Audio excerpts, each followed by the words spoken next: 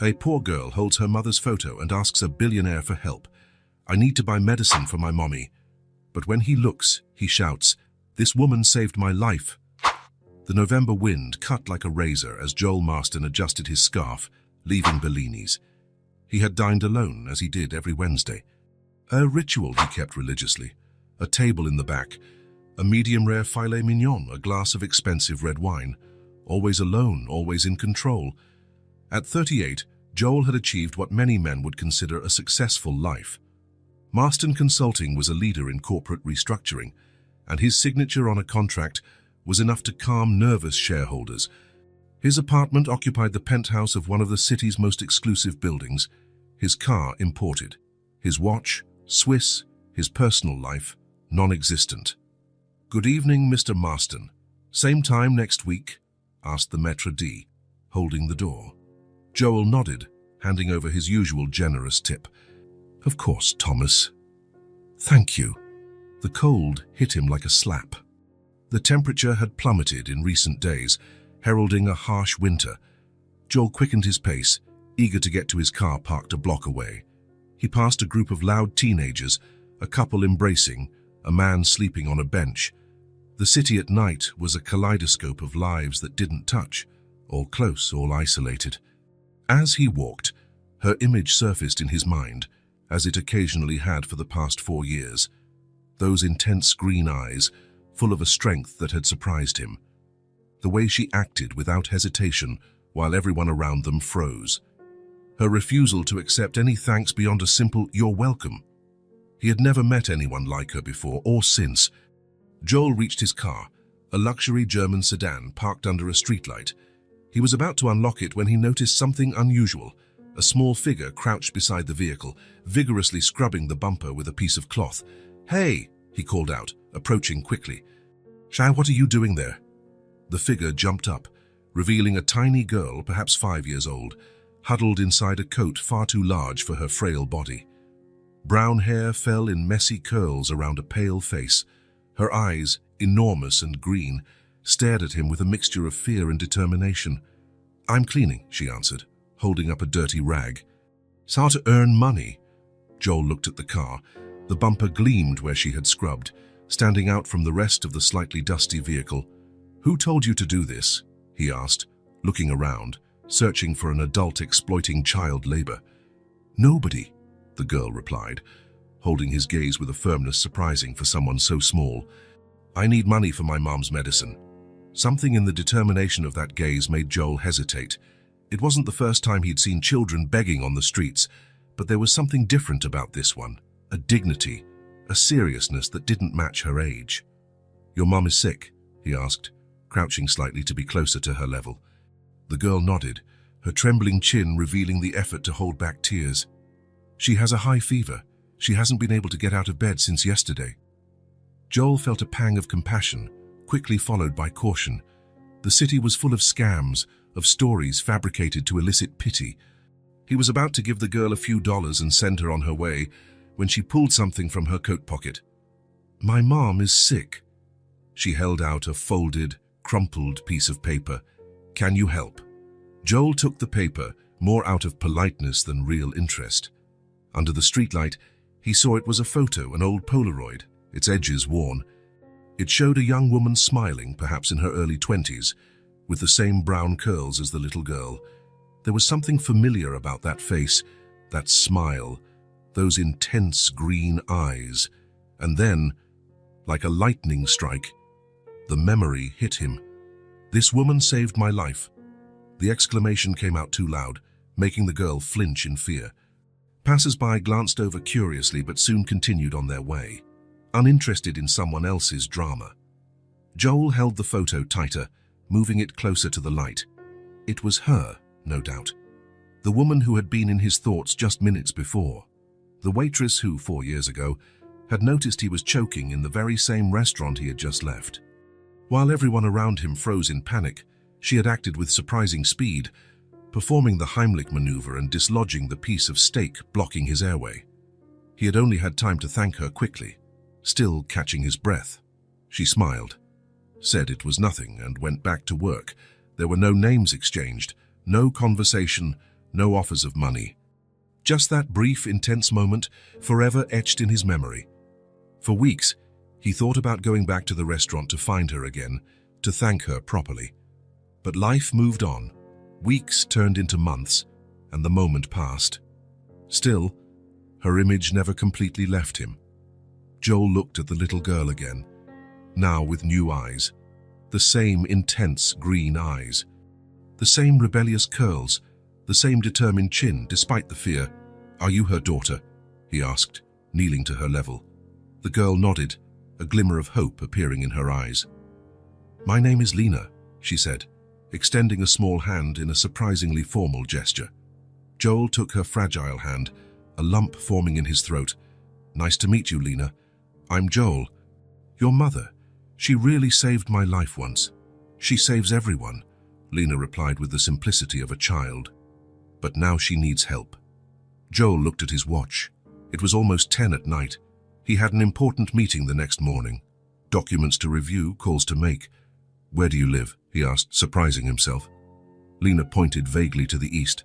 "Far." "But I know the way." Joel made a decision that went against all his self-preservation instincts. "Let's go in my car. You can show me where it is." The girl's face lit up as if the sun had appeared in the middle of the night. "Really? You're going to help my mommy?" "Really," Joel replied, opening the car door for her. "Let's go." Lena got into the car with a mix of excitement and nervousness, her small fingers touching the soft leather of the seats as if it was something precious. Joel realized she had probably never been in a car like this. "You have to wear your seatbelt," he said, helping her buckle up. Her fingers were trembling slightly, and Joel noticed she was cold. He turned the heat on full blast. "What's your mother's name?" he asked as he pulled out of the parking spot. "Marley," Lena replied, her eyes fixed on the window, guiding him. "Marley Quinn." Marley Quinn. He finally had a name for the face that had visited his thoughts for 4 years. Joel's car seemed out of place in the narrow streets Lena guided him through. They left the elegant business district behind, passed through an area of old apartment buildings, and finally reached a part of the city Joel knew only by name, the kind of place he avoided on his daily commutes. "It's there." Lena pointed to a worn-down brick building, 4 stories high with a poorly lit entrance. Joel parked, looking apprehensively at the surroundings. It wasn't exactly a dangerous neighborhood, but it was certainly far from prosperous. The kind of place where people lived on the edge, from paycheck to paycheck, rent to rent. "Which floor?" he asked, getting out of the car and helping Lena down. "3rd, the elevator's broken." They entered the building. The lobby smelled of dampness and cheap disinfectant. A single bulb flickered, precariously illuminating the staircase. "Do you always come up alone?" Joel asked, looking at the worn steps. Lena nodded as if it were the most natural thing in the world. "When Mommy works at night, yeah. If I have a key and everything." Joel tried to imagine this tiny child climbing these 3 flights alone, unlocking the door, spending hours by herself while her mother worked. The thought deeply disturbed him. They climbed in silence, Lena leading the way with the familiarity of someone who walks the same path every day. On the 3rd floor, she took a key from her coat pocket and, after some difficulty, opened the door marked 305. "Mommy," she called, stepping inside. "I brought help." The apartment was small but surprisingly cozy, a living room that also served as a kitchen, with simple but well-kept furniture. Everything was impeccably clean, despite the evident wear on the furniture, the floor and the walls that needed a new coat of paint. On the wall, Joel noticed children's drawings carefully hung. On a small table, he saw what looked like cloth dolls in various stages of completion, along with colorful threads and needles. "This way," Lena said, pulling him by the hand toward a half-open door. The bedroom was as simple as the rest of the apartment. A double bed, an old dresser, a chair by the window. On the bed, Marley Quinn was propped up on pillows, her eyes closed, her face flushed with fever. "Mommy," Lena called softly, touching her arm. "He came to help." Marley slowly opened her eyes, her gaze initially unfocused from the fever. When she saw Joel standing in the doorway, she frowned, confused. "Lena, what?" "He's the man you saved," the girl explained quickly. At the restaurant, Joel took a step forward, feeling strangely nervous. For 4 years, this woman had existed only as a memory, a fleeting image in his mind. Seeing her now, real and tangible, was surprisingly impactful. "Hello, Marley. I don't know if you remember me. Joel Marston. You saved me 4 years ago at Bellini's. I was choking and—" "The man with the stake," Marley interrupted, a faint recognition dawning in her eyes. Her voice was hoarse and weakened. "Lena, how did you—" "I was cleaning his car," the girl confessed, lowering her head, "to get money for your medicine." Joel saw the embarrassment on Marley's face, a mixture of shame and concern. "Lena, we don't—" "She showed me your picture," Joel explained quickly. "When I recognized you, I couldn't just ignore it." Marley tried to sit up straighter, but a coughing fit stopped her. Lena rushed to get a glass of water from the nightstand. "Pneumonia," Marley explained after taking a sip. "At least that's what the doctor at the clinic said. He prescribed antibiotics, but—" She let the sentence trail off, and Joel understood the unspoken part. The medicine was too expensive. "Do you have the prescription?" he asked, resolute. Marley hesitated, pride warring with need. "We don't need—" "Please," Joel interrupted. "You saved my life once. Let me return the favor." Their eyes met, hers feverish but still steady, his determined. Finally, Marley gave a slight nod. "In the kitchen drawer," she said. "Thank you." Lena led him to the indicated drawer, from which she pulled a folded piece of paper, the prescription dated 3 days ago. "Mummy got worse today," she explained in a low voice. "She couldn't even get up to make my dinner. That's when I took the picture and went out. I knew your car was nice. I thought maybe I could earn some money cleaning it." Joel felt a mix of admiration and sadness. This child had risked going out alone at night, approaching strangers, because her mother was too sick to care for her. "You were very brave," he said, putting the prescription in his pocket. "I'm going to get the medicine right now. Is there a 24-hour pharmacy nearby?" Lena nodded. "On the main avenue. We passed it in the car." "Great. I'll be back in a little while." Before leaving, Joel returned to the bedroom to reassure Marley, "I'm going to get the medication. Don't worry about anything right now." Marley watched him with a complex expression, gratitude mixed with something that almost looked like suspicion. "Why are you doing this?" she asked, her voice weak but direct. Joel thought for a moment. In truth, he didn't exactly know himself. Maybe it was the chance to finally thank her properly. Maybe it was Lena's vulnerability, or Marley's quiet dignity fighting through the fever, or maybe it was something deeper he couldn't name. "Because I can," he answered simply, "and because, somehow, I feel like I owed you this." The pharmacy was nearly empty at that hour. Joel handed the prescription to the pharmacist, who studied the paper with a neutral expression. "There are 3 different medications here," the man explained.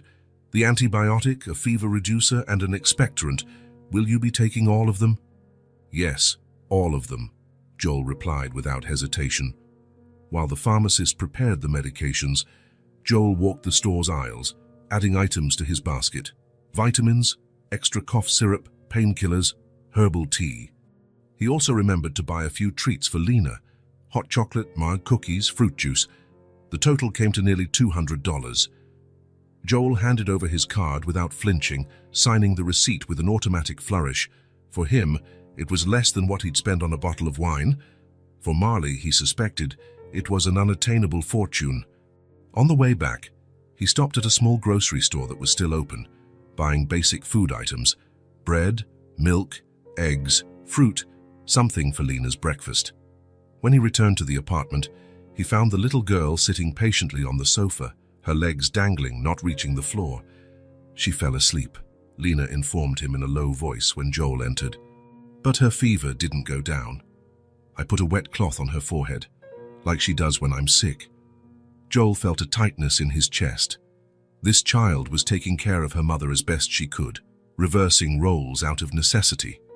"You did a great job," he said, placing the bags on the table. "So now we'll give her the medicine, and she'll get better soon." Lena nodded seriously, helping to unpack the groceries with the competence of someone much older.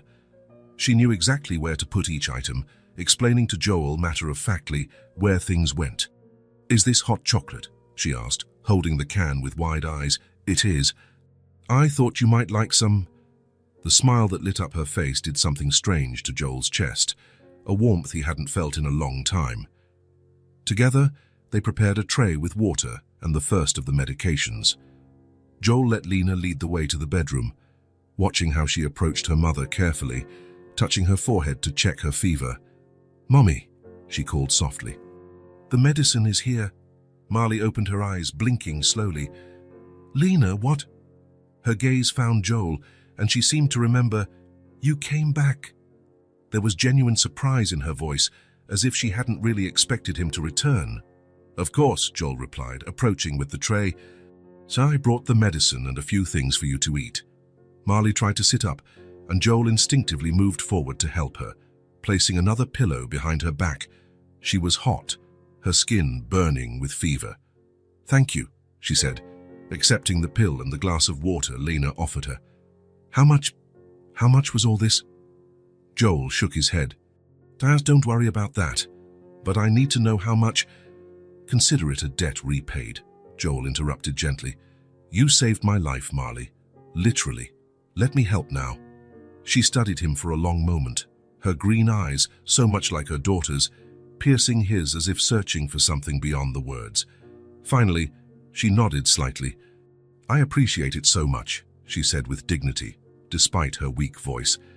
"It's not easy for me to accept help, but for Lena, I'll accept anything." Joel watched the exchange of looks between mother and daughter, a bond of love so strong, so evident, he could almost feel it physically in the air between them. "I'll be okay, sweetie," Marley assured her daughter. "The medicine will start working soon." Lena nodded, but she didn't seem entirely convinced. "Do you need anything else?" Joel asked. "I can make something to eat, or..." "You've already done more than enough," Marley replied. "Honestly, I didn't expect, well, people don't usually care." The sentence, said without self-pity, merely as a statement of fact, hit Joel deeply. He too lived in a world where people rarely genuinely cared for one another, where relationships were transactions, where everything had a price or a purpose. "I'll come back tomorrow to see how you are," he said, surprising himself with the promise. Marley shook her head slightly. "You don't have to bother. You've done more than enough," she said firmly, despite her weak voice. "The medicine is all we needed. We'll be fine now." Joel noticed the definitive tone in her voice. There was gratitude, but also a clear message. The help had been accepted, and nothing more was needed. Her pride was almost palpable, even in her weakened state. "Of course," he replied, understanding. "I hope you feel better soon." Lena looked from one to the other, her expression a mix of confusion and disappointment. She opened her mouth as if to protest, but a look from her mother made her reconsider. Joel picked up his coat, feeling strangely reluctant to leave. "If you need anything, we'll be fine," Marley reaffirmed. "Thank you again for what you did tonight." He nodded, understanding the unspoken message. The moment of connection was ending, the door closing. "Bye, Mr. Joel," Lena said, her small voice filled with a formality that broke his heart. "Thank you for the hot chocolate." "You're welcome, Lena," he replied, smiling at the girl. "It was a pleasure to meet you." As he left the apartment, Joel looked back one last time. Lena was sitting on the edge of her mother's bed, holding her hand, talking softly. The apartment was small and simple, the furniture worn, the walls in need of paint. But there was a warmth there, a dignity, a love that made his own luxury apartment seem cold and empty in comparison. As he walked down the stairs, Joel thought about the strange turn his evening had taken. He had gone out for his usual lonely dinner, and now found himself involved in the lives of two strangers who somehow no longer seemed so strange. For the first time in a long time, Joel Marston felt something other than the controlled emptiness he called a life. And surprisingly, he was in no hurry to return to it. Joel's apartment seemed strangely empty when he finally got home, 42 floors above the city, with a panoramic view of the Central Park. Impeccable decor chosen by a renowned designer. Everything exactly as he had left it. Perfect. Controlled. Empty. He poured himself a whiskey and walked to the window. The city lights twinkled below like artificial stars. His kingdom, his success, his loneliness. He tried to review the documents for the next morning's meeting, but the words danced before his eyes without making sense. The image of Lena and Marley kept returning, the tiny girl cleaning his car in the cold night, the mother fighting a fever with quiet dignity. Annoyed with his own distraction, Joel closed the folder and drank the rest of the whiskey in one gulp. He needed to sleep. Tomorrow would be another day. Things would go back to normal. This unexpected encounter would just be a good deed to tell at some boring dinner party, an interesting story to impress some occasional date. But when he finally lay down, sleep wouldn't come. Joel stared at the ceiling, replaying the scene outside the restaurant. 4 years had passed since that woman saved his life. 4 years in which he continued his perfectly planned routine, building his empire, accumulating possessions that meant nothing to anyone, not even himself. And all this time, she had been there just a few miles away, struggling to raise a daughter alone, making cloth dolls to supplement her income, counting coins to buy medicine. The injustice of it bothered him deeply. "You've already done more than enough," Marley's words echoed in his mind. He knew she was being sincere. She truly believed that buying the medicine was enough help. Her pride wouldn't allow her to accept more, but Joel knew he could do more, much more. At 3 in the morning, he made a decision. He picked up his phone and sent an email to his assistant, cancelling all his appointments for the next day. Then, he sent a message to his vice president, delegating the morning meeting. He offered no detailed explanation, just mentioned a personal emergency. When the sun began to rise, Joel was already dressed in casual clothes, jeans and a sweater, so different from his usual suits. He drove to a 24-hour supermarket and filled 2 carts, fresh fruit, vegetables, meat, dairy, bread, cereal, canned goods. He added cleaning supplies, toilet paper, children's shampoo. Then, he stopped at a department store that opened early and bought new blankets, towels, ease, and a portable heater. His decision was no longer rational, it was purely emotional. Something that hadn't happened in so long he had almost forgotten what it felt like. At 7 in the morning, he parked in front of the red brick building. The neighborhood looked even more worn in the daylight, the peeling facades more evident, the infrastructure problems impossible to ignore. Joel carried the bags up the stairs, his heart pounding with each step, and not just from the physical effort. What would he say to Marley? How would he explain his return after the clear dismissal the night before? As he hesitated in the hallway, the door to apartment 305 flew open. Lena burst out like a hurricane, her face red from crying, still in her pajamas from the night before. Upon seeing Joel, her eyes widened with a mixture of surprise and desperate relief. "Mr. Joel, Mommy won't wake up!" Joel dropped the bags immediately. What happened? She was better this morning. She took her medicine, but then she started shaking and now she won't answer when I call her, Lena explained between sobs, pulling him by the hand with surprising strength for someone so small. Inside the apartment, Joel ran to the bedroom. Marley was lying motionless, her face red and wet with sweat. Her breathing was rapid and shallow, and when Joel touched her forehead, he realized her fever had risen drastically. "Marley, can you hear me?" he called, lightly tapping her cheek. She moaned but didn't open her eyes. "I called 911, but they said the ambulance would take a while," Lena said, standing in the doorway, her arms wrapped around herself as if trying to hold herself together. "I was going to ask the neighbor for help when you arrived." Joel didn't hesitate. "We're taking her to the hospital right now. Can you grab a coat for her? And maybe a change of clothes?" While Lena ran to the closet, Joel wrapped Marley in the bed's blanket and lifted her into his arms. She was light, almost fragile, her body burning against his chest. "It's going to be okay," he whispered, more to himself than to her. Carrying Marley down the stairs was a challenge, but fear gave Joel a strength he didn't know he possessed.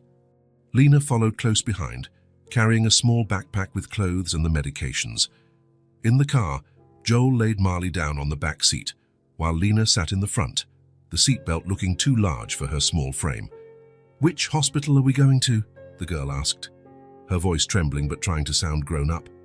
To the best one, Joel answered, starting the engine. Memorial Hospital. It's about 10 minutes from here. That's very expensive, Lena said, worried. Mommy always goes to the community clinic. Joel felt a surge of anger, not directed at anyone in particular, just at the injustice of a world where a 5-year-old child already worried about the cost of medical care. Don't worry about that, he said, speeding through the morning streets. I just want your mum to get well. When they arrived at the hospital, Joel parked in the emergency area and ran inside carrying Marley. Lena followed him closely, her small steps almost a run to keep up.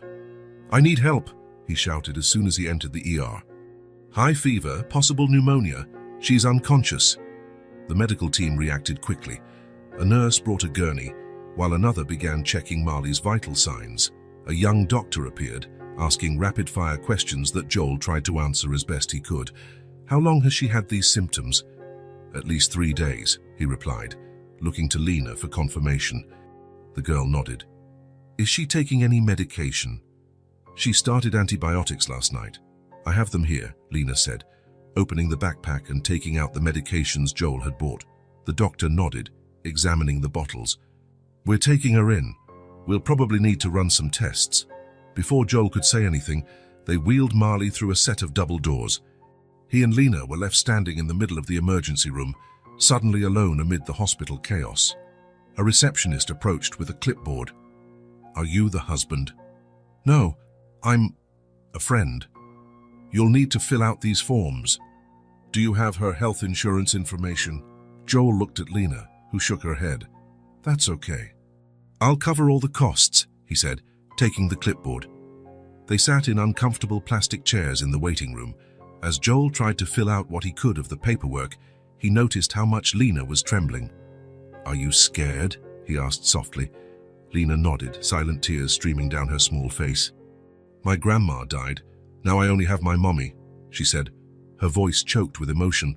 I don't want to lose her too. The frankness of that statement hit Joel like a punch to the gut.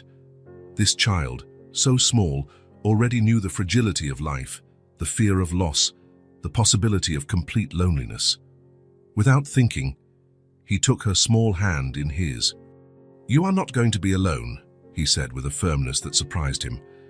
Your mum is strong and the doctors here are the best in the city, and until she's better, I'll be here with you. Lena looked up at him, her intense green eyes shining with unshed tears. Promise? I promise.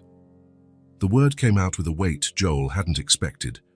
It was a real promise, not the kind of empty assurance adults often give children. For some reason he couldn't explain, he felt he wouldn't break this promise. The next few hours dragged on. Joel bought hot chocolate and sandwiches from the cafeteria. Lena drank the chocolate but barely touched the sandwich. They walked the halls when sitting still became unbearable. Finally, in the middle of the afternoon, the doctor returned. Mr. Marston. Joel stood up immediately, Lena clutching his hand. Mrs. Quinn has severe bacterial pneumonia. Her fever is high and she's dehydrated. We're going to admit her for intravenous antibiotic treatment. She'll need to stay for a few days. Is she going to be okay? Lena asked, her small voice barely reaching the doctor. The man crouched down to her eye level. Your mum is young and, despite the infection, she seems to be healthy. With the right treatment, she has an excellent chance of a full recovery. The relief Joel felt was almost physical, as if a weight had been lifted from his shoulders. Can we see her? He asked. She's sleeping now. We've given her medication to bring the fever down and she needs to rest. But you can go in briefly. They followed the doctor down white corridors to a hospital room. Marley was in the bed closest to the window, an IV line connected to her arm, monitors beeping softly beside her. Her face was less flushed, but she still had a worrisome pallor. Lena ran to the bedside, gently touching her mother's hand. It's going to be okay, Mommy, she whispered. We're here with you. Joel watched the scene, feeling simultaneously like an intruder and a part of that moment. It was strange how, in less than 24 hours, he felt so connected to these two people he barely knew. As evening fell, a nurse gently suggested they go home to rest, promising to call if there was any change. Joel looked at Lena, who looked ready to collapse from exhaustion but refused to let go of her mother's hand. "We can't go," the girl said, determined despite her fatigue. "What if she wakes up? She'll be scared all alone." Joel understood. Instead of insisting, he improvised. He pushed 2 armchairs from the waiting room together, making a small makeshift bed. He folded his coat into a pillow and asked a sympathetic nurse for extra blankets. "You can rest here," he told Lena, showing her the corner he had created. "I'll stay awake and watch over your mum. I promise I'll wake you if she stirs." Lena hesitated, but exhaustion won. She lay down on the joined chairs, curling up in the blanket. Within minutes, she was fast asleep, her small body finally surrendering to the day's emotional toll. Joel sat between Marley's bed and Lena's corner, feeling strangely at peace despite the circumstances. His important meeting, the unreviewed documents, the unreturned calls, none of it seemed to matter now. For the first time in years, perhaps since he became CEO of his own company, Joel Marston wasn't thinking about profits, contracts, or acquisitions. He was completely present in the moment, concerned only with the well-being of 2 people who, by a twist of fate, had entered his life. As he watched Lena's peaceful sleep and Marley's steady breathing, he felt something awaken within him, a purpose, a meaning he had lost somewhere on his journey to success. The image of the 2 of them, mother and daughter, simply wouldn't leave his head. And surprisingly, he didn't want it to. Marley's first week in the hospital established a pattern. Joel would arrive early, bringing clean clothes for Lena and something for her to eat besides hospital food. The doctor had explained that recovery would be slow. Marley's pneumonia was severe and required intensive care. She remained sedated most of the time, breathing with the help of oxygen. "Good morning, little one," Joel said, entering the waiting room where Lena had slept on the armchairs he'd pushed together to form a small bed. Lena rubbed her eyes, her messy hair pointing in every direction. "Did Mommy wake up?" It was always her first question. Joel smiled gently.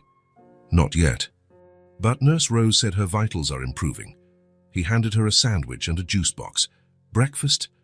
Lena accepted without enthusiasm. For the first few days, she barely ate, too worried about her mother. Joel had learned he needed to be creative to get her to eat properly. "You know what I discovered?" he asked, sitting beside her. "That there's a secret diner in the hospital basement. They say it has the best hot chocolate in the city." Lena's green eyes lit up slightly. "Really?" "Absolutely. But we can only go after you finish this sandwich. Hospital rules." Lena bit into the sandwich, a small smile appearing at the corner of her mouth. Joel had already noticed how well she responded to little adventures, stories that transformed the grey reality of the hospital into something more bearable. "You always make that face when you're plotting something," she commented between bites. "What face?" Joel asked, genuinely surprised. "I like this." Lena furrowed her brow and raised an eyebrow, in a surprisingly accurate imitation of his expression. Joel laughed, a sound that seemed out of place in the hospital environment, but necessary. "I do not make that face." "Yes, you do. Every time you're about to tell me a story or take me somewhere, you're very easy to read. Big friend, big friend." The nickname had emerged on the 3rd day, when Joel had reached a teddy bear someone had left on a high shelf in the pediatric playroom. "Thanks, big friend," Lena had said, and the name stuck. The routine established itself naturally. In the morning, after breakfast, they would visit Marley briefly. Joel would hold Lena in his lap so she could see her mother and talk to her, even though Marley was rarely conscious enough to respond. "Tell her about yesterday," Joel would encourage, and Lena would tell her about the drawings she'd made, about the kind nurse who brought extra cookies, about the funny doctor with the dinosaur tie. Later, while Marley received medical care, Joel would take Lena on Little's expeditions around the hospital. They explored the inner garden, where they counted the birds visiting the feeders. They discovered a small library on the 2nd floor with a colorful children's section. They found an aquarium in the main lobby with tropical fish that Lena christened with elaborate names. "This bright blue one is Mr. Sparkles," she explained seriously. "And the striped yellow one is Professor Sunshine." Joel listened attentively to each name, each story Lena invented about the fish. He realized that, slowly, he was getting to know her personality, her vivid imagination, her surprising sense of humor for someone so young, her ability to find joy even in the most difficult circumstances. During lunch, they would sit in the cafeteria, where Joel would try to convince her to eat vegetables. "Broccoli are miniature trees," he explained one day. "Some miniature giants eat them." Lena looked at him skeptically. "You're not a miniature giant. How do you know?" "Giants don't wear ties," she replied with impeccable logic, pointing to the tie Joel was still wearing from the day it all happened. Joel laughed, defeated by childish logic. It was the first time he'd seen her genuinely smile since Marley's admission. In the afternoon, when Lena got restless, Joel would improvise games, counting colored tiles in the hallway, I Spy with objects in the waiting room, collaborative stories where each added a sentence. "Once upon a time, there was a girl who had a magical cat," Joel began. "The cat could talk, but only when the moon was full," Lena continued. "One night, the cat said, 'I have an important secret to tell you.'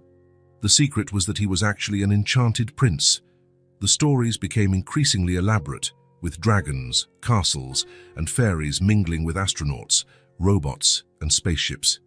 Joel discovered that Lena had a preference for happy endings, where families were reunited and everyone was okay. It wasn't hard to understand why. On the fifth day, Joel noticed that Lena was watching his wristwatch intently. "Do you like watches?" he asked.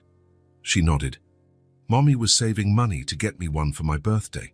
She showed me one in a magazine." "When is your birthday?" "In 2 weeks," Lena replied, looking away. "But it doesn't matter. I just want Mommy to get better."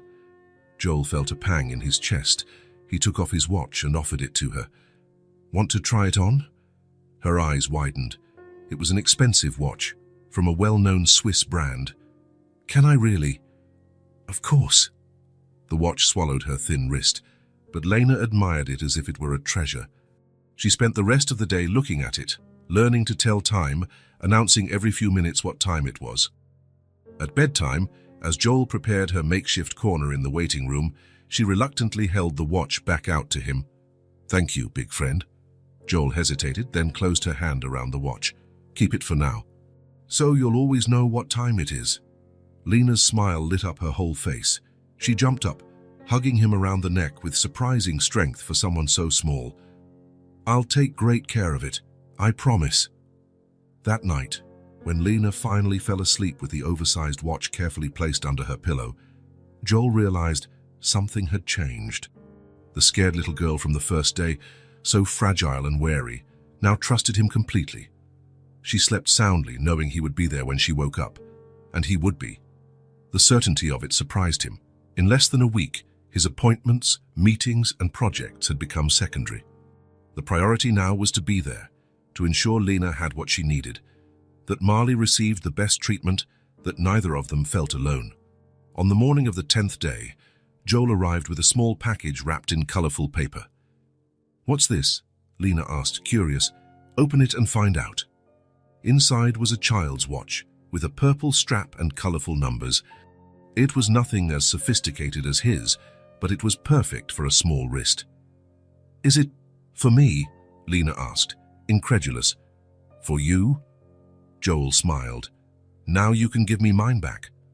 Lena laughed, a crystalline sound that echoed through the quiet hospital corridor. "You made that face again." "What face?" "The face of someone who's plotting something." She imitated his expression again, exaggerating the raised eyebrows. Joel shook his head, laughing. "I think you know me too well, little one." "It's because you're my big friend," Lena replied matter-of-factly, putting the new watch on her wrist with pride. "Best friends always know." Joel felt something warm expand in his chest. Best friend, it was a title he never expected to receive, especially from a 5-year-old.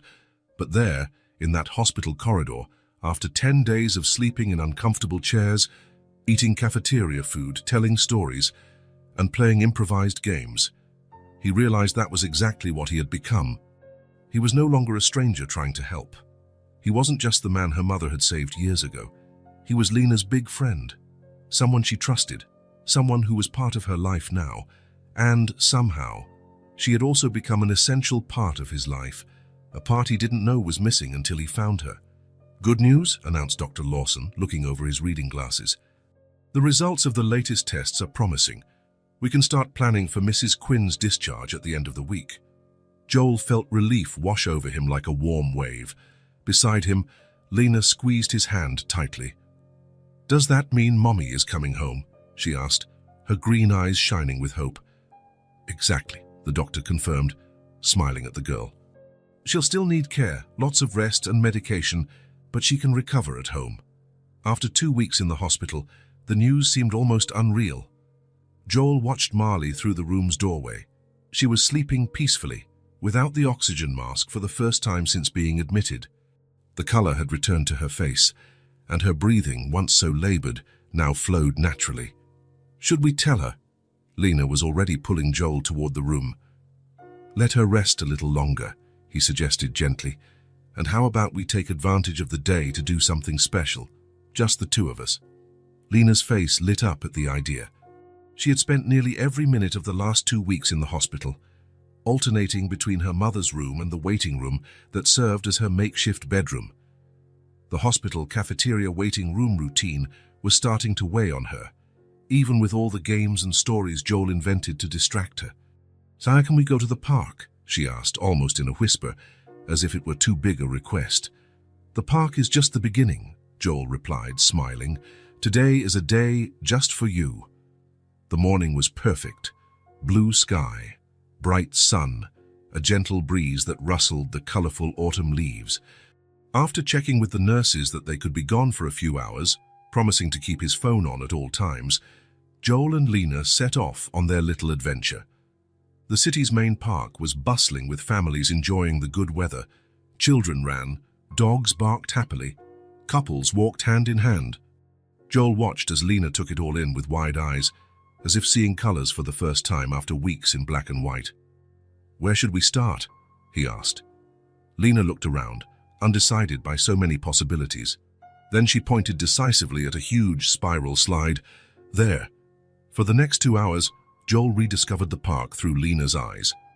Every slide was an adventure, every swing a chance to touch the sky with your feet, as she explained. Joel pushed the swing, spun carousels, held Lena at the top of the jungle gym, and pretended not to notice how much his adult knees protested as he squeezed into the children's play equipment. "Higher!" Lena shouted from the swing, laughing with abandon. "I want to fly like a bird," Joel obliged, amazed at the pure joy on her face. In 2 weeks, he had learned more about Lena than he thought possible. He knew she preferred everything purple, that she was afraid of spiders, but found caterpillars cute, that she loved stories about princesses who saved princes and not the other way around.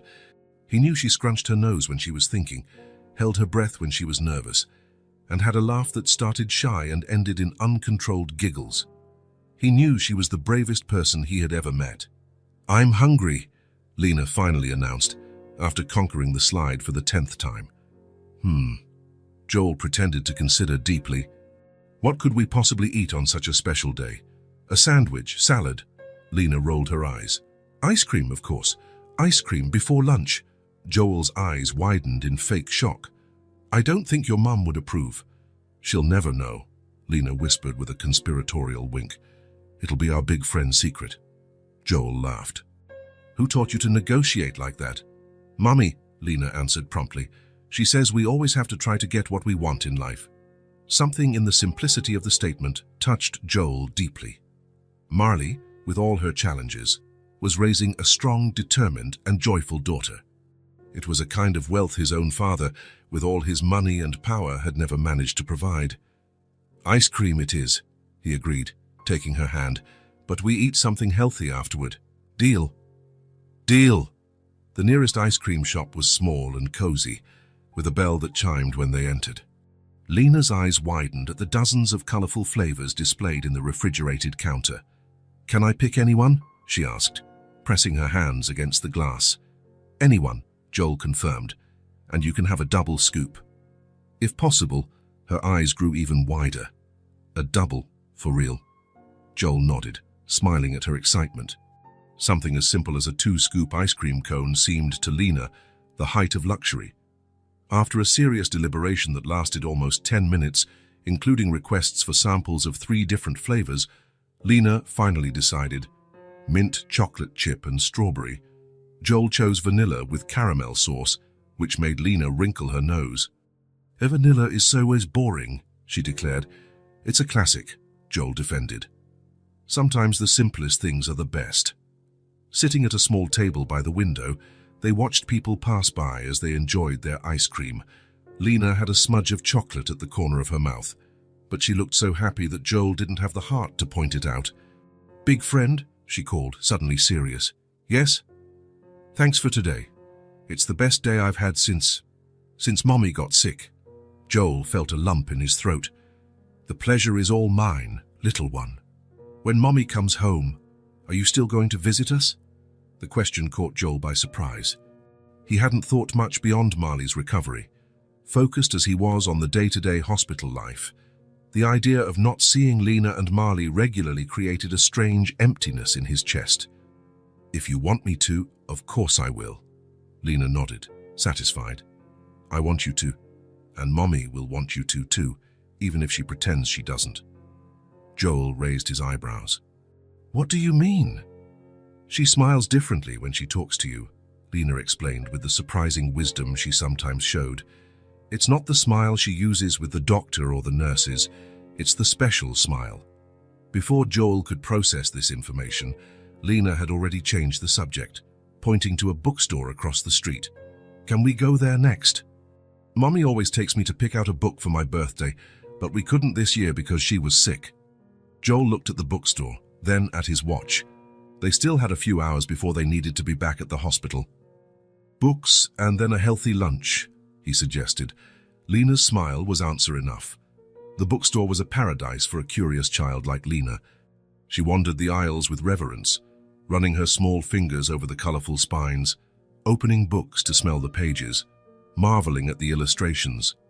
Joel followed her patiently, watching how she examined each book with a seriousness as if it were the most important decision in the world.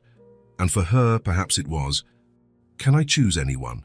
she asked, in the same way she had asked about the ice cream.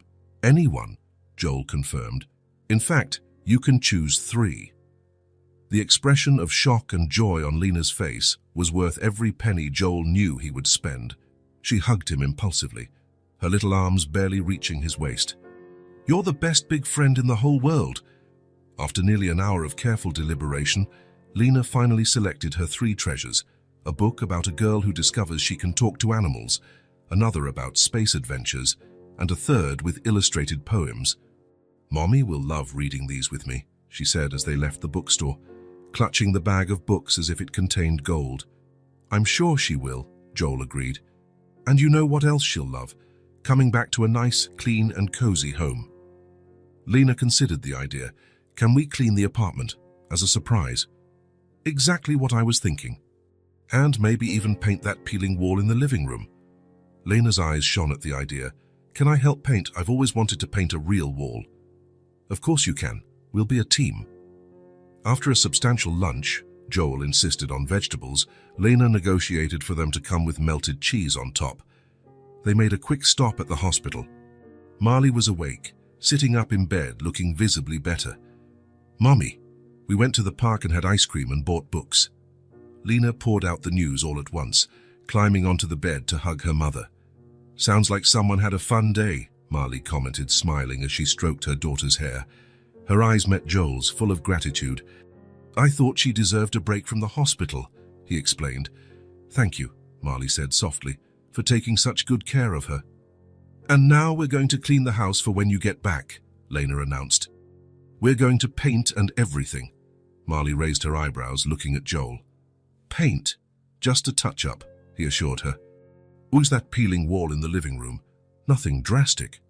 Marley hesitated, and Joel realized she was uncomfortable with the idea of someone doing more for her, investing in her home. "Please, Mommy," Lena begged. "It'll look so pretty." Faced with her daughter's enthusiasm, Marley relented. "All right, but no going overboard, okay?" "Promise," Joel replied, with a smile he hoped was reassuring. "It'll just be enough to make everything cozy for your return." The home improvement store was another world for Lena. She watched, fascinated, as Joel selected cans of paint, brushes, rollers, masking tape and drop cloths to protect the floor. "So what color should we choose?" he asked. Lena studied the color swatches as if it were an important exam. "This one," she finally decided, pointing to a soft shade of blue. "It's the color of the sky when it's happy." Joel smiled at the description. "Happy sky blue it is." With the car full of supplies, they drove to the apartment. Joel realized he hadn't been there since the day he rushed Marley to the hospital. The place seemed smaller than he remembered, and a bit neglected after 2 weeks of being empty. "Where do we start?" Lena asked, already rolling up her sleeves like a professional. "First, we protect the furniture," Joel explained. "Then we prep the wall. Only then can we paint." They worked together like a well-oiled team. Joel taught, Lena learned quickly. He lifted her to reach the higher spots. She took care of the lower parts. Between tasks, they invented stories about what the stains on the old wall looked like. "This one looks like a sleeping dragon," Lena pointed out. "And that one over there is clearly a hippopotamus in a hat," Joel replied. When they finally started painting, Lena was beaming. Every brush stroke was an adventure. Every inch covered a victory. "We're making magic," she declared, "turning something old into new." Joel smiled, touched by her simple wisdom. "You are absolutely right." As Lena focused on her section of the wall, Joel began to organize the rest of the apartment. He washed the dishes piled in the sink, swept the floor, changed the sheets on Marley's bed. In her room, while putting some clothes away in the closet, he noticed a cardboard box partially hidden on the top shelf. He didn't mean to snoop, but the box was unstable, and when he tried to adjust it, it fell, scattering its contents across the floor. Crouching to pick up the items, mostly old papers, cards, and a few photos, Joel froze as he picked up a black and white photograph. His heart seemed to stop for a moment, then began to race uncontrollably. In the photo, a young man was embracing a beautiful dark-haired woman. They were smiling at the camera, clearly in love.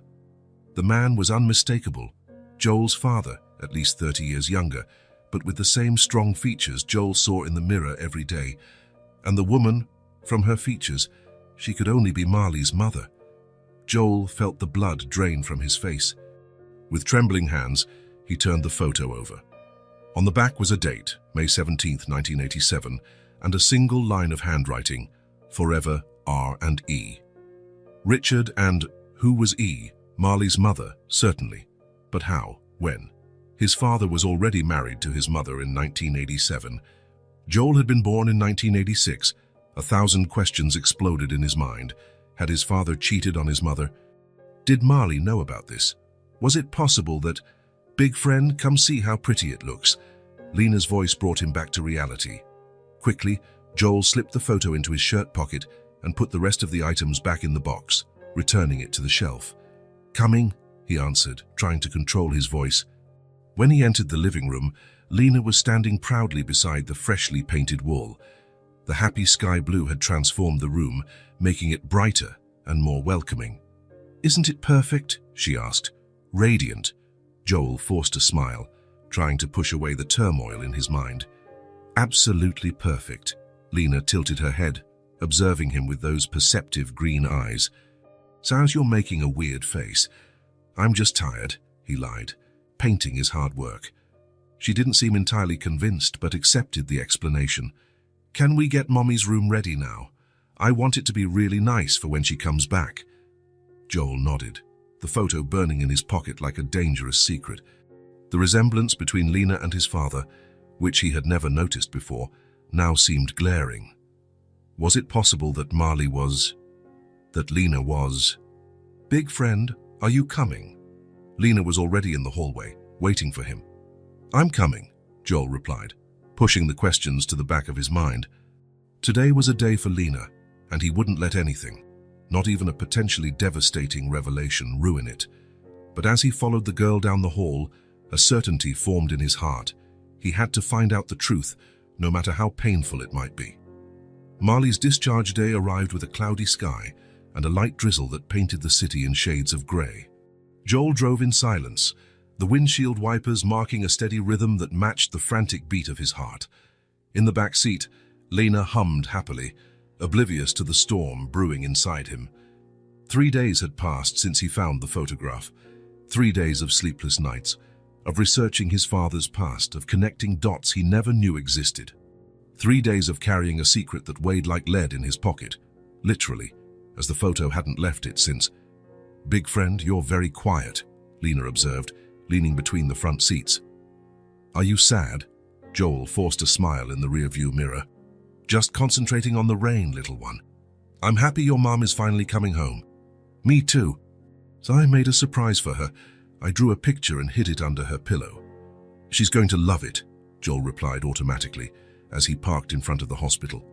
In the lobby, Marley was already waiting for them, sitting in a wheelchair as per hospital protocol, though she looked strong enough to walk on her own. She was wearing the clothes Joel and Lena had brought the day before: jeans, a simple blouse, and a light jacket. Even in her simplicity, even after weeks in the hospital, there was an innate dignity about her that Joel now recognized in himself. "Mommy!" Lena ran ahead, throwing herself into her mother's arms with abandon. "Careful, sweetie. Your mom is still recovering," the nurse cautioned. But Marley was already hugging her daughter tightly, burying her face in her hair as if trying to absorb every particle of her being. "It's okay," she told the nurse. "This hug is the best medicine I could ask for." Joel watched the scene from a distance, suddenly feeling like an intruder. The past weeks had created an intimacy between him and Lena, a comfortable routine of care and affection. But now, with Marley back, the boundaries would need to be redrawn. And there was the photo, the secret, the truth that could change everything. "Joel." Marley's voice brought him back to the moment. She was smiling at him, extending her hand. Thank you for being here, for everything you've done." He took her hand, noticing for the first time how her long, slender fingers were shaped just like his. How had he never seen it before? "Shall we go home?" he suggested, trying to keep his voice steady. The apartment felt different, not just because of the freshly painted wall or the meticulous organization Joel and Lena had carried out, but because of something more subtle, a presence, an energy that had been absent during Marley's hospitalization. "Wow," she exclaimed upon entering, looking around with genuine admiration. "You two did an incredible job in here." "I painted that whole bottom part myself," Lena announced proudly, pointing to the blue wall.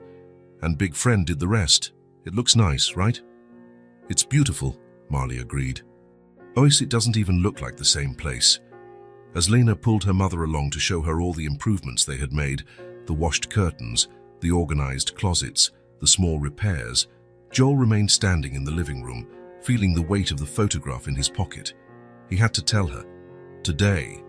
Before more time passed, before their bond strengthened further under false pretenses. "Lena," he called, interrupting the girl's excited tour. "Your mum needs to rest a bit. Why don't you go make that special tea we learned, the one with honey and lemon?" Lena's eyes lit up with the responsibility. "Good idea, it's the best tea in the world for a sore throat, Mommy. I'll make it right now." When the girl disappeared into the kitchen, Marley looked at Joel with a curious expression. "You seem tense," she observed. "Is everything okay?" Joel hesitated, then gestured to the sofa. "Can we talk for a minute?" They sat with enough distance between them for Joel to observe her reactions. Carefully, he took the photograph from his pocket and held it out, saying nothing. Marley took the photo, confused at first. Then, as she recognized the image, her face went pale. Her eyes lifted to meet Joel's, full of unasked questions. "So where did you—" "I found it when we were cleaning the apartment," he explained, keeping his voice low so Lena wouldn't hear from the kitchen. "It was in a box in your closet." Marley looked at the photo again, running her fingers over the worn surface as if trying to connect with the past captured there.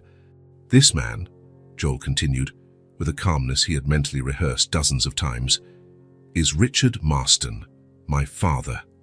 The silence that followed seemed to have a substance of its own, dense and heavy between them. Joel could hear Lena humming in the kitchen, the clinking of spoons against mugs, everyday sounds that contrasted with the magnitude of the moment. Finally, Marley took a deep breath and nodded slightly. "My mother told me she had an affair with him," she said, her voice barely a whisper. "She only found out he was married when she was already pregnant. She walked away. She kept this photo and never told anyone." The words confirmed what Joel already suspected, but they still felt like a punch to the gut. He closed his eyes for a moment, absorbing the impact. "She never told him about the pregnancy." Marley shook her head. "She didn't want to destroy a family. She preferred to raise her daughter alone, without complications. She only told me who my father was when she got sick, shortly before she died. She gave me this photo and said that if I ever wanted to find him, it was my right. But you never looked for him. I didn't see a reason to. I grew up just fine, even without a father. My mother was amazing. She gave me everything I needed." She hesitated, glancing toward the kitchen where Lena was still busy with the tea. "When I found out I was pregnant with Lena and her father, well, when he didn't want to take responsibility, I remembered my mother's story. So I thought maybe it was the fate of the women in my family to raise their children alone." Joel felt a wave of conflicting emotions, anger at his father for his betrayals, admiration for the women who faced life without support, sadness for the lost years, for the distance from a sister he never knew he had. "So that man is my father too," he said finally, the words coming out like a confession.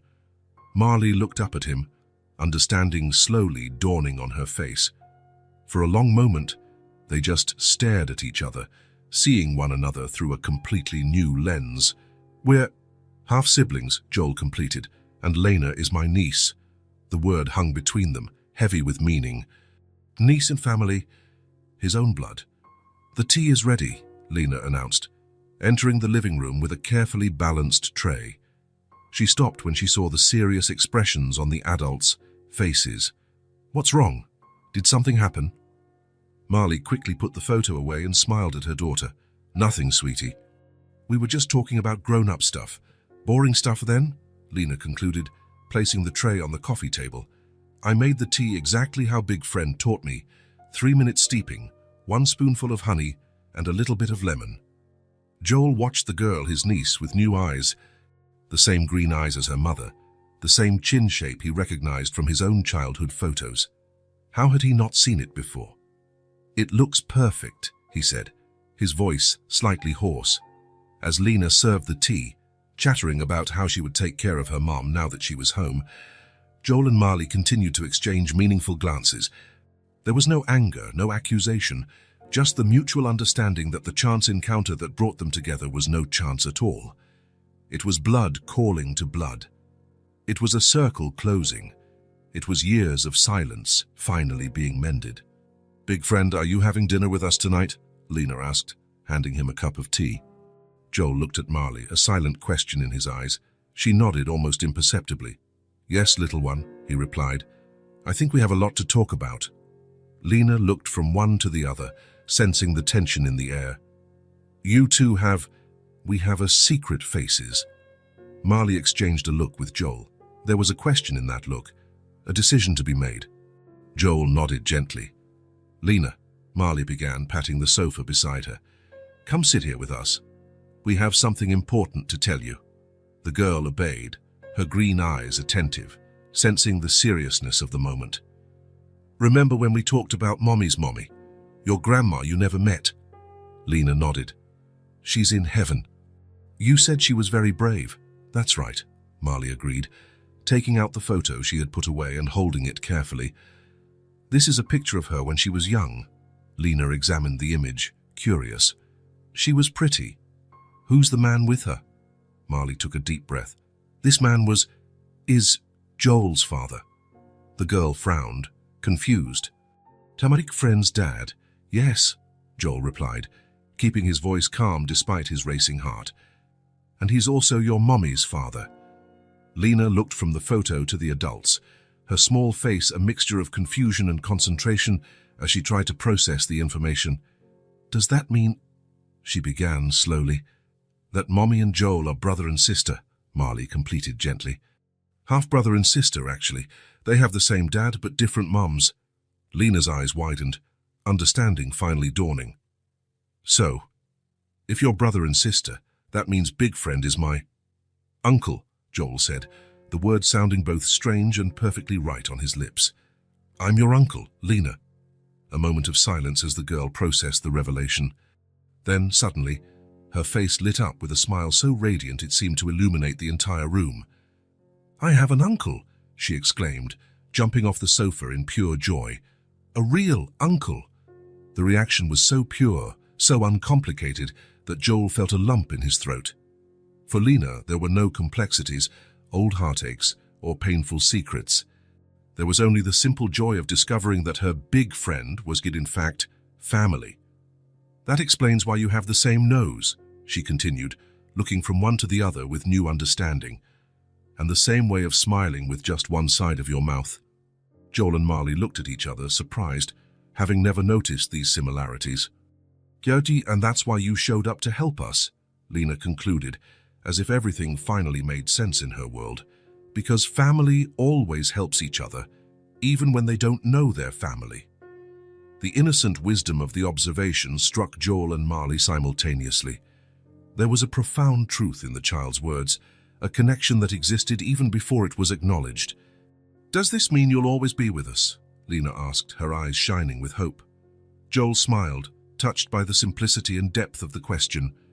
Yes, little one, we're family now. I knew it, Lena exclaimed, clapping her hands with joy. I always knew you were special. In a sudden movement, she threw herself into Joel's arms, hugging him with all the strength her small arms could muster. Uncle Joel, she tried out, testing the words as if tasting a new flavor. I like you very, very much. Joel hugged her back, an overwhelming emotion taking hold of him. The simplicity of a child's love, so direct, so pure, touched him deeply. I like you very much too, little one, he replied, his voice thick with emotion. Marley watched the scene with tears in her eyes, a hand covering her mouth to stifle her emotion.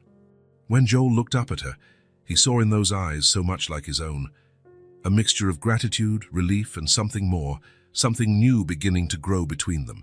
A sibling connection, long denied, finally acknowledged. The Marston mansion stood on the hill like a monument to wealth and power. Stone walls, tall windows, an impeccably manicured garden, everything exuded permanence, tradition, solidity. Joel had grown up in that house, but he had never called it home. It was more of a museum than a place of affection, more a statement of status than a refuge. Is this where you grew up? Marley asked, looking at the property from the car window. Joel nodded, parking in the circular driveway. The great American dream, at least on the surface. A week had passed since the revelation, a week of intense conversations, of shared stories, of pieces of a family puzzle finally fitting together. Joel and Marley had decided it was time to confront the source of it all, Richard Marston, the patriarch, the father of them both. Are you sure you want to do this? Joel asked, turning off the engine. Marley looked at the mansion, her face a mask of tranquility. I'm not here to demand anything or cause trouble. I just want him to know the truth, that I exist. Joel admired her serenity. If it were him discovering he had been denied a father figure his whole life, he wouldn't be so peaceful. But Marley seemed genuinely uninterested in any material or emotional compensation. It was simply a matter of truth, of existing in the eyes of the one who created her, even if unintentionally. He's not expecting visitors, Joel warned, and he's never been good with surprises. Are you giving me an out? Marley smiled slightly. Can I still change my mind? Always, he replied seriously. We don't have to do this. Marley looked at the mansion again, then at Joel. Yes, we do. Not for me or for him, but for Lena, so that she never has to wonder about her roots, like I did. Joel nodded, understanding. This visit wasn't about the past, but about the future, about clearing the path for the next generation. They got out of the car and walked to the main door. The maid who answered recognized Joel immediately. Mr. Marston, what a pleasant surprise. Your father is in his study. Thank you, Clara. I'll announce us. Joel led Marley through the silent corridors, past family portraits that told only half the story. Him, his parents, his grandparents, Generations of Marstons staring solemnly from the walls, never imagining that a part of their lineage was growing up on the other side of town, unseen, unrecognized. They stopped before a solid oak door. Joel knocked twice, the sound echoing like a premonition. "Enter." The voice from the other side was strong, authoritative, even at 70 years old. Richard Marston was sitting behind a massive desk, surrounded by books and files.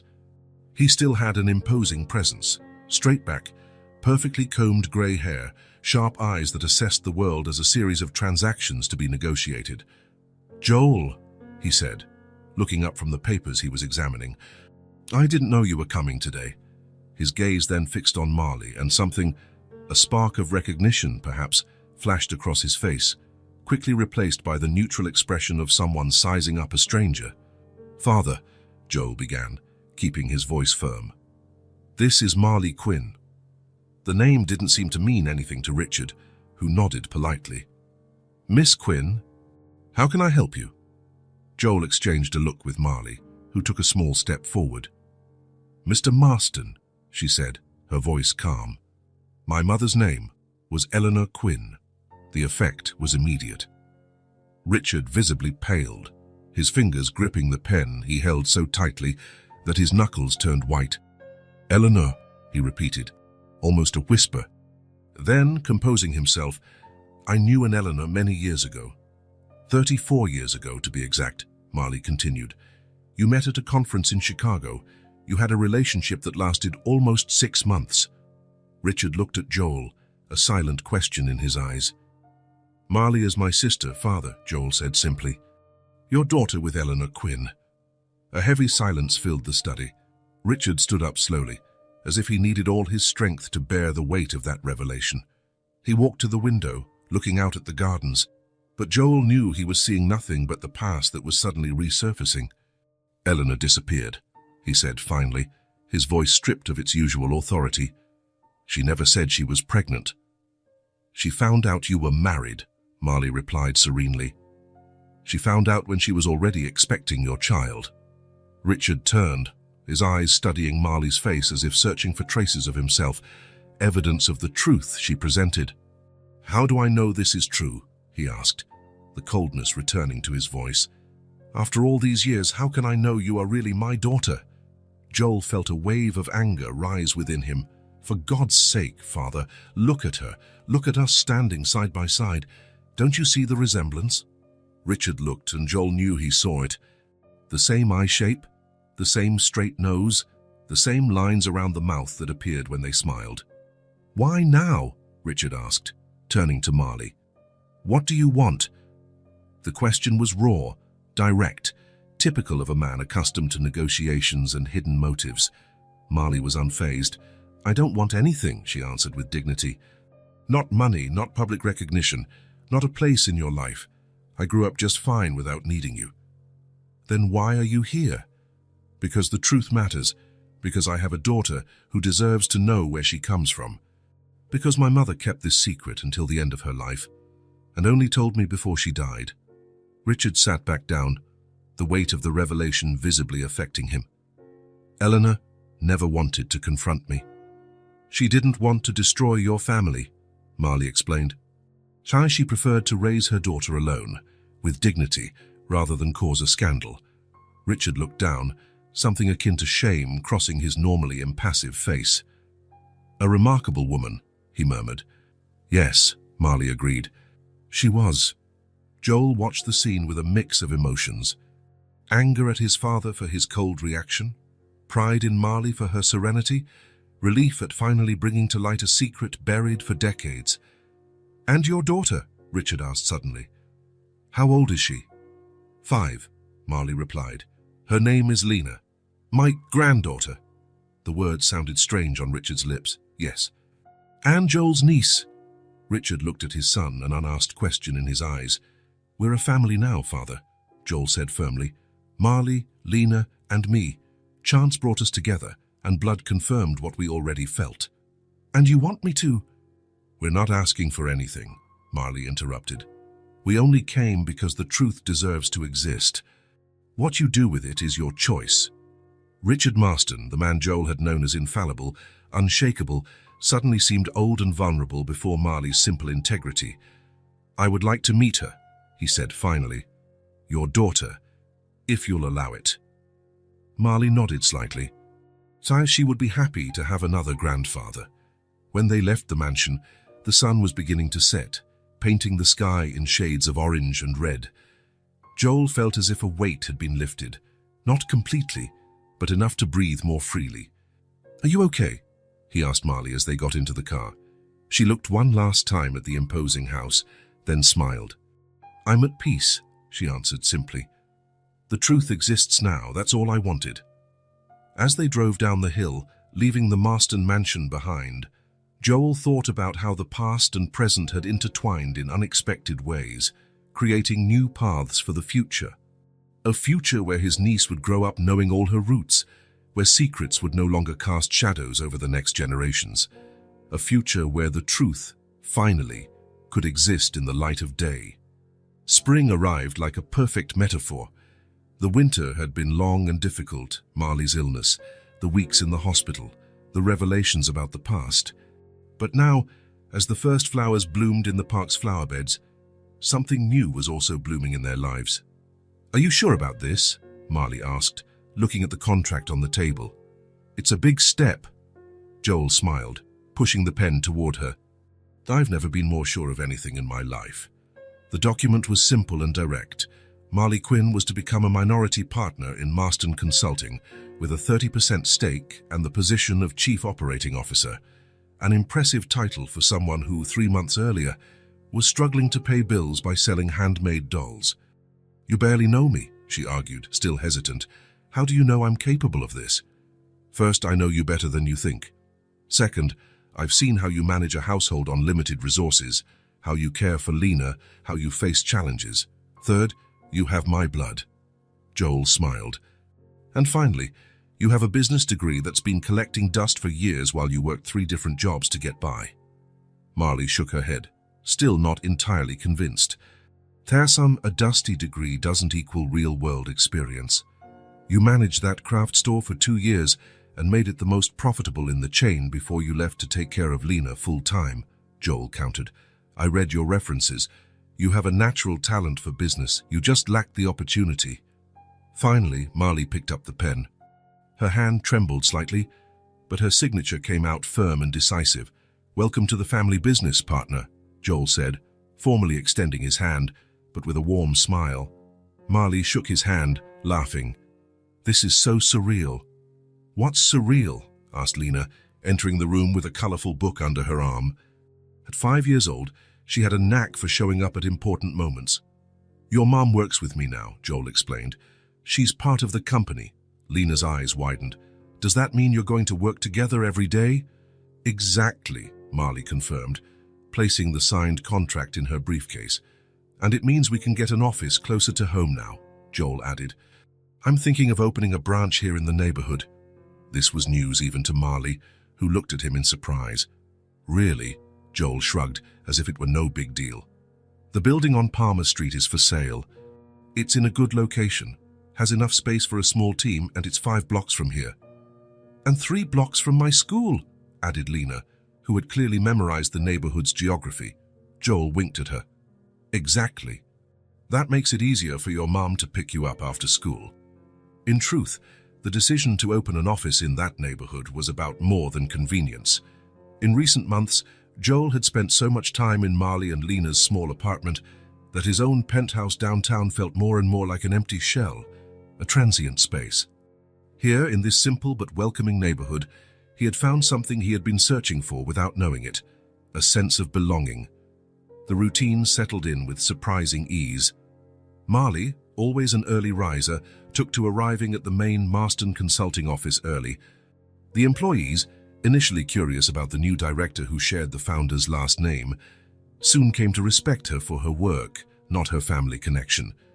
Joel divided his time between the main office and the new neighborhood branch, which had become a sort of incubator for social projects he had always wanted to implement, but never found a place for in the company's traditional structure.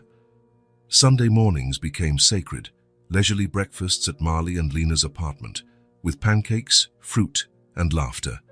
Sometimes, Joel would fall asleep on the couch after dinners that stretched into long conversations.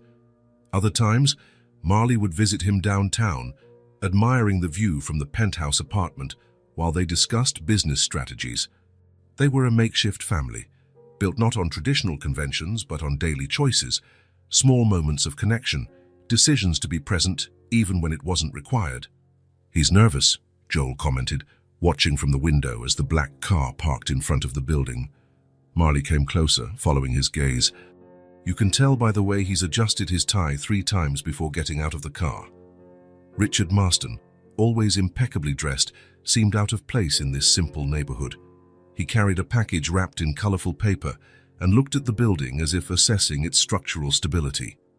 "I think this is the first time he's visited a place like this since never," Joel observed. "Do you think this is a good idea?" Marley asked, concern evident in her voice. "Introducing him to Lena like this?" Joel understood her hesitation. There was so much at stake: Lena's innocence, the complex family past, Richard's difficult personality. "He's trying," he finally replied, "in his own way.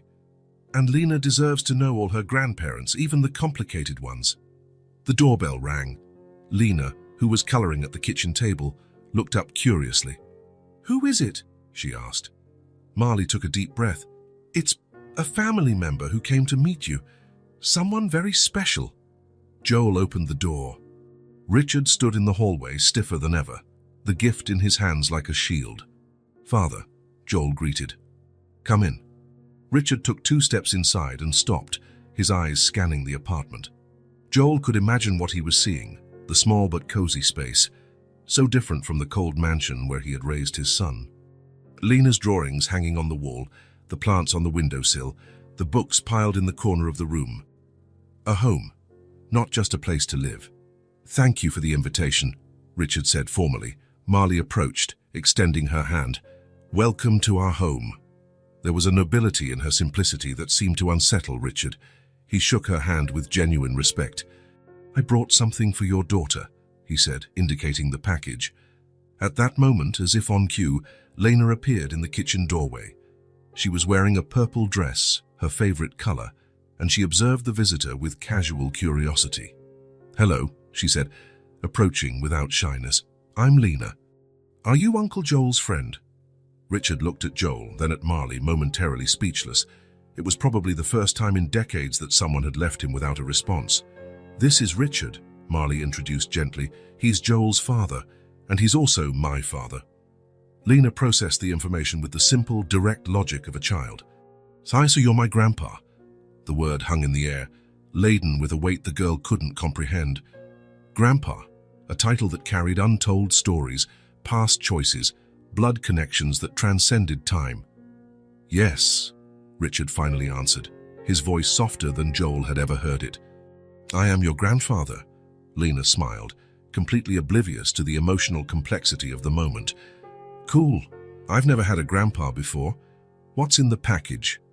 Richard knelt, bringing himself to her level, another gesture Joel had never seen him make, and held out the gift. "Share something I thought you might like." Lena opened the package with the excitement typical of her age. Inside was a beautiful, well-preserved antique doll with dark hair and green eyes, dressed in carefully hand-sewn clothes. "It belonged to your grandmother," Richard explained. "Joel's mother. She kept it all these years." Joel felt a lump in his throat. He never knew his mother had kept that childhood doll. It was a surprisingly sentimental gesture from Richard, almost a silent acknowledgement that the new generation deserved a connection the previous ones had lost. "She's beautiful," Lena whispered, hugging the doll carefully. Then, to everyone's surprise, she approached Richard and hugged his legs. "Thank you, Grandpa." Joel saw something he never imagined he would witness, his father's eyes welling up, his rigid posture momentarily broken by a child's spontaneous hug. The dinner was surprisingly pleasant. Richard, always formal in expensive restaurants, seemed to genuinely enjoy the simple meal Marley had prepared. He complimented the food, asked Lena questions about school, and listened with interest as Joel explained the company's new projects. It was as if, by entering that small apartment, He had left behind the weight of being Richard Marston, the tycoon, and could simply be Richard, the father, the grandfather. When dessert, a homemade pudding Lena had helped make, was served, the girl looked around the table with a thoughtful expression that seemed beyond her 5 years. "You know something," she said, suddenly taking the hands of Joel and Marley, who were sitting beside her. "Maybe fate brought us together to become a family." The observation, made with the innocence and wisdom only children possess, silenced the table. Joel looked up and met Marley's gaze. In that moment of silent connection, they shared more than words could ever express. It hadn't been luck nor charity, not even chance, that had brought them together. There was something deeper, a purpose that transcended coincidences and individual choices. "I think you're right, little one," Joel finally replied, his voice soft. "Fate has interesting ways of working." "And sometimes," Marley added, "the real miracle isn't the initial meeting, but what's born from it." Richard watched the scene with an expression that mixed admiration with a pang of regret, perhaps for the lost years, for the connections he could have formed but let slip away. Later, after Lena was in bed and Richard had said goodbye, promising to return the following week, Joel and Marley sat on the small apartment balcony, sharing the comfortable silence they had grown to appreciate. "I never imagined my life could change so much in such a short time," Marley commented, looking at the stars that stubbornly shone through the city's light pollution. "Me neither," Joel agreed. "It's funny how we spend years building careers, accumulating things, following routines, and then, suddenly, something happens, and we realize none of that was really important." "What is important then?" she asked, turning to face him. Joel smiled, feeling a peace he had unknowingly searched for his whole life. "This being here. Belonging. Having people to care about more than yourself." Marley nodded, understanding perfectly. "A real new beginning." "Exactly," Joel agreed. "Or not just a new chapter, but a new way of being." As the night wore on and the city gradually quieted, the two remained side by side, united not only by the blood they shared, but by something equally powerful, the conscious choice to be a family, to build something together that neither of them could have created alone. A real new beginning, founded not on obligation or expectation, but on dignity, care, and time. The kind of new beginning that is built day by day, choice by choice, moment by moment. The kind of new beginning that, with any luck, lasts forever. If this story touched your heart, subscribe to the channel and turn on notifications so you don't miss the next ones. Leave a like because it helps this story get recommended to more people. See you in the next story.